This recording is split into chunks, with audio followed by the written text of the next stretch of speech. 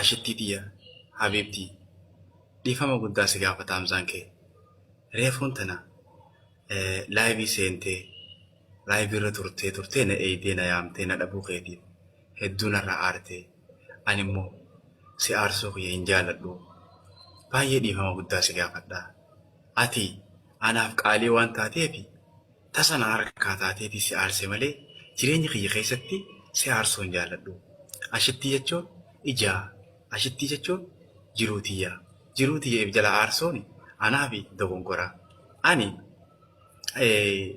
si aarsuu sanitti ifiifuu gaddeetiin ture osoon bira jiraadhe saa isii liibii seentee namni dilii akkasi taa'ee daawwatu sani osoon bira jiraadhe hamilee isii eegee waan jedhamu na dhagaamee ture ashittiitiyya bareeddutiyya baay'ee si jaaladha bakka guddaa si qaba dhiifama guddaa si gaafadha jiruutiyyaa beekee keessatti dogongorri tasa uumamu dogongora xixiqqishaa tasa dhufu malee jaaladheetii miti ani baay'ee si jaaladha ati anaa fi hayaata jiruutiyyaati urjii rabbiin lafa tanatti anaan badhaase urjii rabbi ana bira kutee hawaasa oromoo badhaase ati kabajamtuudha nama kabajamaa fi jaalatamaa kana if jala aarsuu fayyatti dhiifama guddaa si gaafadha yaa warqii yaa daa'imandii yaa ijatiyya yaa bisii bisilee Come, Habibti dia.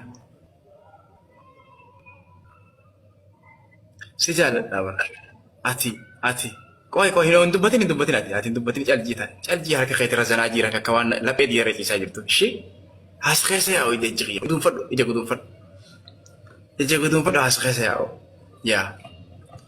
Ani Hamzaanii badha ani jalqaba irratti anuma kana rabbi si badhaase maaliifi nama hagana kabaja si qabu nama gaafa balleesse badii isaa beeku Hamza bakka guddaa si qaba ati fiifuu bakka gammaddee Hamza argachuufu rabbi si badhaasee jira ammaas anis si argachuu rabbi na badhaasee jira garuu jiruuf jireenya kiyyaa keessatti tuqaatee jira akka ati eenyu ol gammaddee jiraattu hawaa akkas si godhaase eenyumaa ol akka ati jiruu addunyaa irra gammaddee jiraattu hawwi kiyyaa Rabbi illee ni godha anillee godhee si agarsiisa laakiin garuu ati baay'ee bareedda ija tana keessa gideen si laalee bishaan dhugina gooti lubbuun tun amma bishaan dhuginaa jetti lubbuun tun laa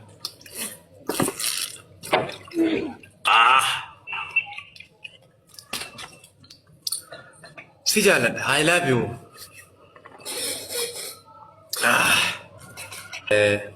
mucaa maqaan eenyusa Muhammad.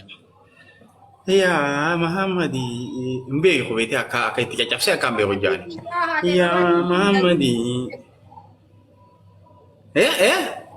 Ya Muhammadi kiya shururu haate gabaa deemtiin galtiin booyini hin beeloytee deebottee jedhi. Kanaafuu gogaa boraas. Isiin ijoollee sossobonuma beekti yaa bu'aan ijoollee xiyyatti abdadheera baqa ishee. Ya Muhammadi imaamaan ta'ee ni dhufti gabaa deemtee ni dhufti. Sagalee qal'isi daa'imaaf sagalee ta'u muushuun sagalee dhiiraa kun akkana jira isi. Sagalee qal'isi gurra duuchita badee na jira.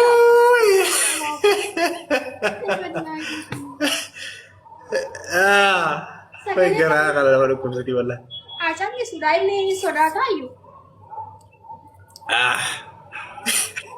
والله يا جماعة ايش يا ماما بومبي غوري اكاي بيقول دي توريجا واي دائما كل حساسه يعني من اساس دائما ايش دو كم قران صوت الى يا ماما دي اجتيني قلتي ماما انتيني قلتي كبادي انتيني قلتي ام بويني نرا بابا دائما حبيبي كول داون اكن وقتي كويس لا دوبا اكن متشوت